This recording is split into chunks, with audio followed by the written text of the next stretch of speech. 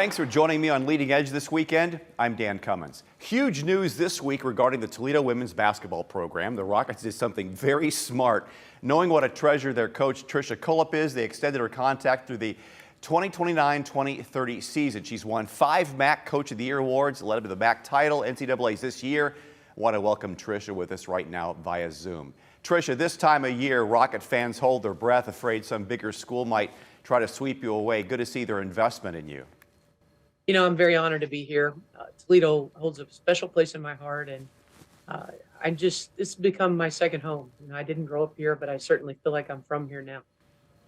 You've really embraced this as your home since you were hired in 2008. Has it been hard to resist venturing out there and maybe doubling your salary for a Big Ten job? Robin Freilich earlier this week leading Bowling Green for Michigan State. Honestly, Toledo is a tough place to leave because there's very few places in the country that value women's basketball. It is valued here, not just from our administration, which I'm extremely grateful that they offered the opportunity, trust in me and our staff to continue this program for years to come, but from the fans. You know, we're top 30 in the country in attendance 10 out of the last 11 years. We have amazing facilities. We have great academics. What's not to love? And, you know, it's been a very difficult place to want to leave. In fact, I've been extremely happy here. And, you know, I don't think you can put a price on happiness. You should take a lot of pride in how you've built the program to where it is. It was a pretty good program before with NCAA history, but when you came in there, there wasn't nearly the scope of the women's games being a happening like they have been now. And I think what really clicked was when you won the women's NIT championship a few years back. The fans came out in droves, and they keep coming back, don't they? I loved that time period. You know, I remember seeing the lines all the way around the arena. We sold out the arena twice during that run. And what's been awesome is we've held on to a lot of those fans since. The fan base is just incredible. So yes, I love the energy that they bring. I love the passion that they bring. I love that when we go on road trips, sometimes we come close to out doing the other team on their home court with our fan base. They're just passionate, they're diehard, they're loyal, and they love our team and we love them. Give me a feel for the landscape, how it's changed in college athletics since the NIL came in a couple of years ago. And you have the transfer portal. Kids could make money, good money. And like, how has that changed things, how you operate? Well, I've always valued relationships with our players. I think it makes you value them even more. You've got to have a tight relationship with your team because you just never know. The transfer portal can be very intriguing. But I do think if you have strong bonds with your team and with your coaching staff, it makes it a little bit difficult to want to leave a great situation. I think we just have to do everything that we possibly can to make sure our players feel loved and cared for and that they feel like they're getting better and that they're a part of something special. That doesn't guarantee anything, but it's a good starting point. And then as far as NIL, and I will say this, you know, the portal's also been very good to us in that at the end of a season, you can recruit a player that has experience. When we were able to sign Nan Garcia, Hannah Novorosky, and Jada Jansen, that was like just an infusion of talent that really helped propel us to what we've been able to accomplish the last 2 seasons with 2 back-to-back 29-win seasons. We wouldn't have been able to do that without them. So it can be looked at as a negative thing, but I think for kids that are looking for a better fit, it can be a really good thing, and it has been for us. As far as the NIL, you know, it's a scary beast, right? I think we all, as coaches, kind of cringed when it became, you know, the floodgates open. But I do think it's an opportunity for our players to have a chance to make a little money on the side. You know, at Toledo, our players are a part of a collective that they can go do some community service and earn some opportunities to get some a little bit of a check from that. But they also had some opportunities through an NIL opportunity with Juke Mode that they were able to make some money off some T-shirt sales. And I don't know that that goes over well anywhere, but at a place where you're top 30 in the country in attendance, you know, our kids were able to make a little bit off that as well. You know, you're not going to get rich off NIL here, but I do think because of our size of city, because of our fan base, there's an opportunity for our players to be able to partake in that area and not feel like they were shortchanged. Well, okay, so you're recruiting a kid. Used to be we're selling you on our program, we're selling you on our facilities, or we're selling you on a great education. But now you have the extra thing where, like, does a player ever go like, hey, can you give me $500 a month? I mean, does that come up in the conversation in recruiting now? Well, you can't recruit a kid with the NIL opportunities. You can tell them what you have at your university, but Okay. that's where it gets a little dicey with the NCAA. You're not supposed to be using those to recruit a kid. Now, you and I both know that probably that's happening. That's not what we do here at Toledo, but it's happening, and we have witnessed some coaches get in trouble for that. But I do think it's important that we let players know, hey, it does exist here. Even though we're mid-major, we have a great opportunity for that because of our size of city and our support.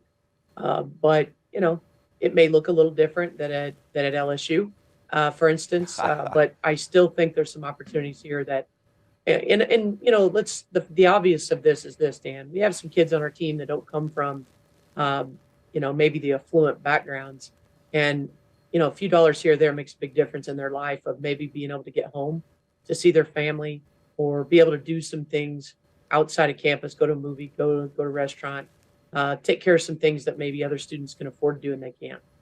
So I'm not close to it. You're recruiting right now. What's your calendar look like with recruiting versus during the in-season? I mean, you're always on the go, it seems like. Does it ever stop for you? Not very often. But I love this part too, because it's the great thing about coaching is when you get to different months, a new phase of your life opens up. So obviously we've got a little bit more time. When the season ends, you have to give your players 2 weeks off. And so during those 2 weeks, you can still do individual player meetings just to kind of see, hey, what are you thinking? Here's how we think the season went. Let's give you some goals for next year. Sometimes during those meetings, you find out a kid wants to enter the portal. But I do think for the most part, it's kind of a state of the union. Where are you at? When that time period ends, you can get back with them on the court until finals week. And then finals week, it ends again. So next week, we will work out with our kids again. During this time frame, we're busy looking at the portal, talking to high school kids. There are kids that are visiting campus right now. We are planning some recruiting because around the 23rd, 22nd, 23rd is a weekend that we can go off campus recruiting again. And that's an opportunity for us to see a multitude of kids, and my staff will all divide up to go to different cities to watch as many kids as we can. Then we'll come back home. There's another opportunity in June for a long weekend. There's 2 opportunities in July. And then we also host camps that players can come to our campus.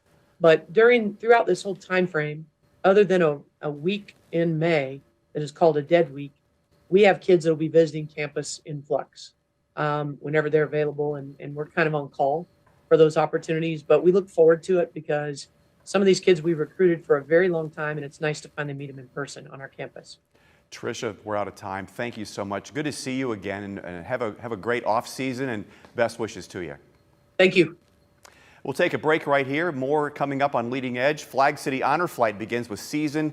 Its first mission on Tuesday, April 18th. We'll talking with Bob Weinberg after this break. Be right back. Welcome back.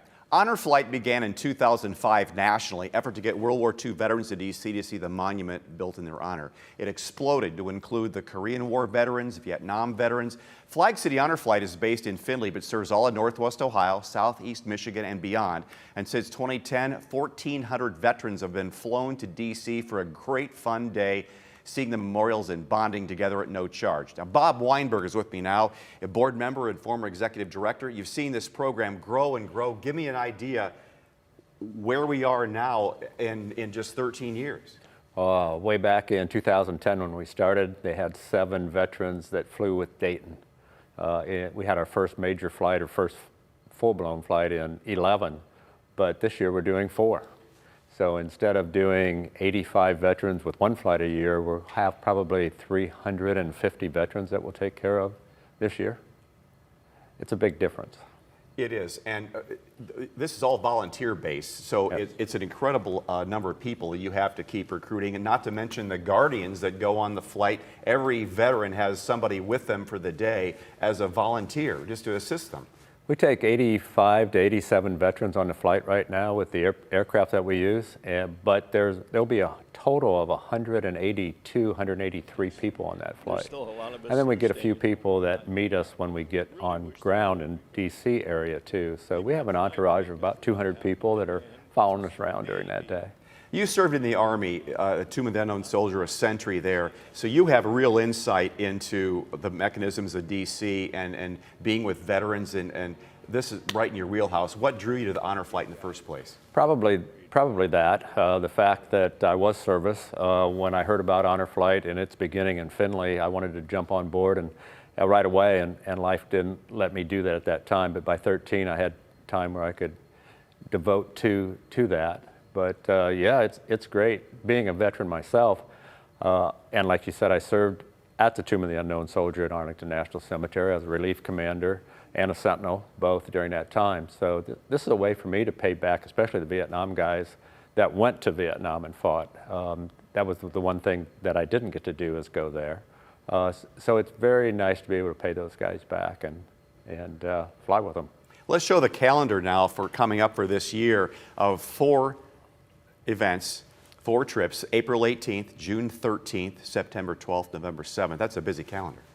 It is. We've never done an April flight before. We always started in June, and it made sense to do in April because our flight season is over in the fall, so got time to plan for that.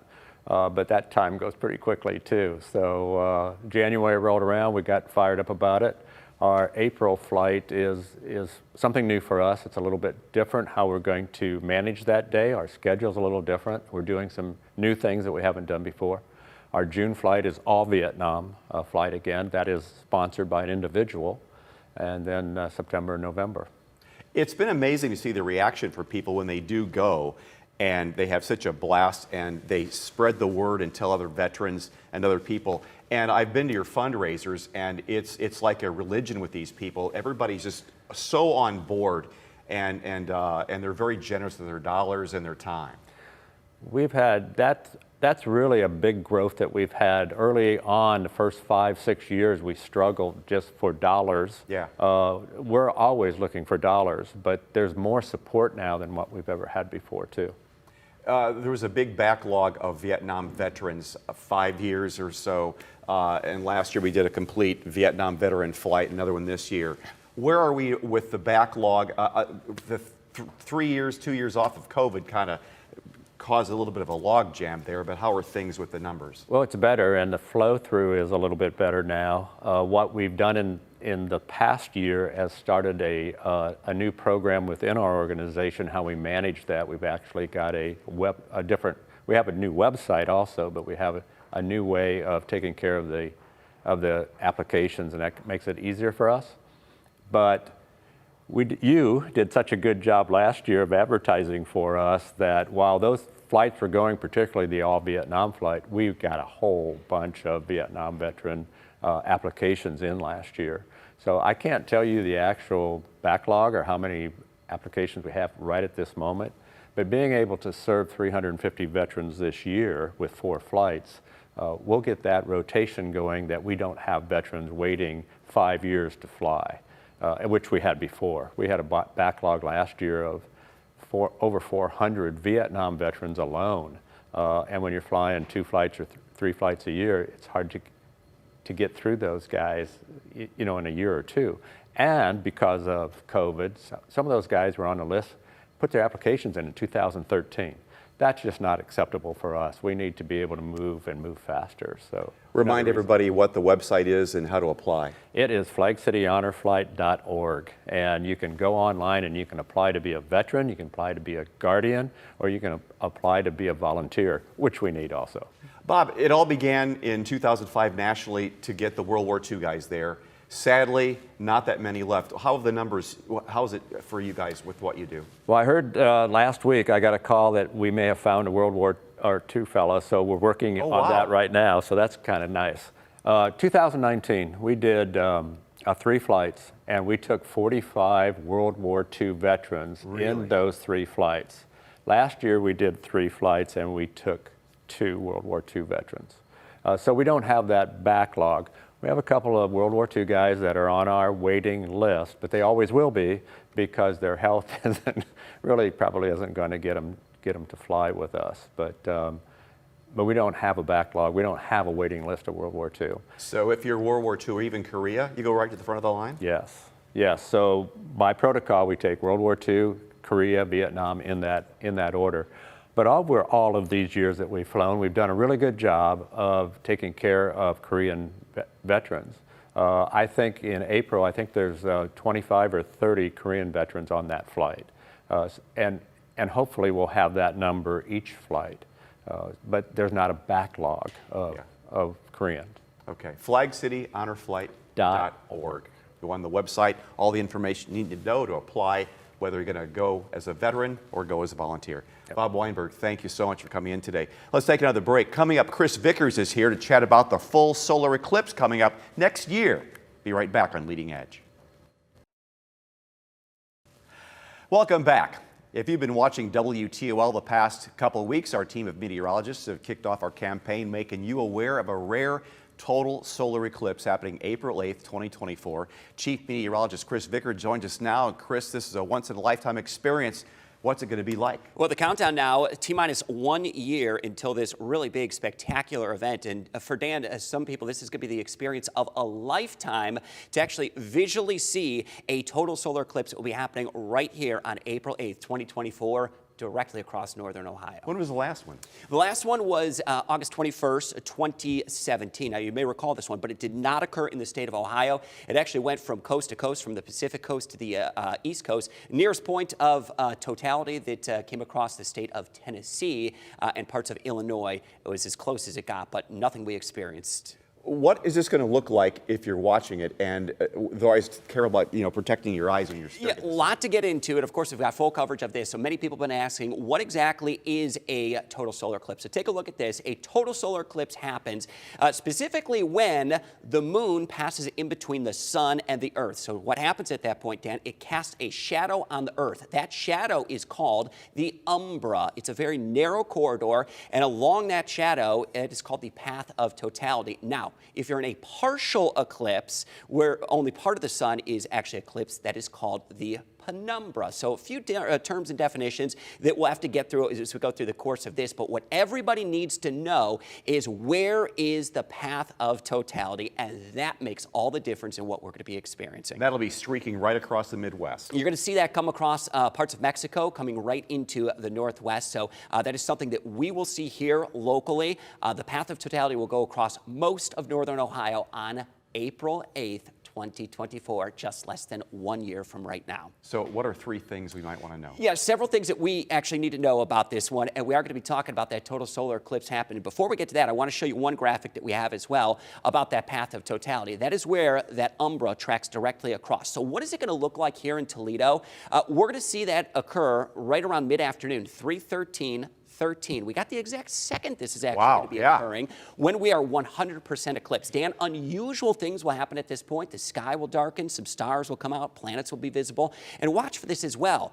Wildlife may start to act unusual because of the darkness that occurs. It will only last, on average, about 3 minutes here in northern Ohio before that does come to an end, and that will be the 4th contact when that partial eclipse will end. So what exactly will it look like? You'll see something similar to this. That is what totality will look like. Only at this point will the sun's corona be visible. This is something that is exceptionally rare, only can be seen during a total solar eclipse. And the reason this happens, and only happens on a rare basis, is because the orbit of the moon around the earth isn't actually circular. It's elliptical and it's tilted on its plane, and that umbra or shadow will move at 1,400 miles per hour across the face of the earth. Will we see blue sky or like that graphic stars? It will start to show some stars. So think of it like early morning or late dusk. Yeah. So daylight will be very limited at this point. It only lasts about 3 minutes on average across portions of northwest Ohio. I wonder how human behavior is going to be, something like that. It could be quite erratic as well. Absolutely. It's crazy. So scientists have been able to figure this out.